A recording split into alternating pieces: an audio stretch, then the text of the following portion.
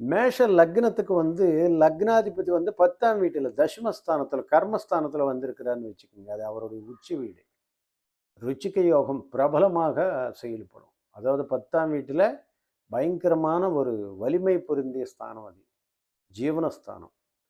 ராசிநாதன் போய் 10ஆம் இடத்துல பெரிய தொழிலதிபர் ஆவார். ருச்சிகஸ்தானம் அந்த இடத்துல ருச்சிக யோகம் வர்றதுனால மிகப்பெரிய ஒரு சிஎம் ஆகக்கூடிய நிலைகள், ஒரு மிகப்பெரிய கல்நல் ஆகக்கூடிய நிலைகள், மிலிட்ரி ஒரு மிகப்பெரிய உன்னதமான positions, higher positions, high responsibility positions இருக்கக்கூடிய நிலை என்பது ஏற்படும்.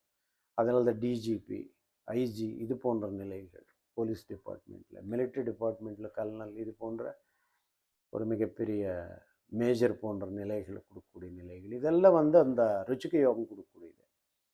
ஸோ 10ஆம் வீட்டில் செவ்வாய் எப்படி இருந்தாலும் 10ஆம் வீட்டில் செவ்வாய் உச்சம் மிகப்பெரிய ஒரு உன்னதமான ஒரு கம்பீரமான வாழ்க்கை, தொட்டதெல்லாம் வந்து வெற்றி பெறும், அரசியலில் மிகப்பெரிய உயர்ந்த நிலைகள் கொடுக்கும். ஆனால் சனி பகவான் வீட்டில் செவ்வாய் வரான்.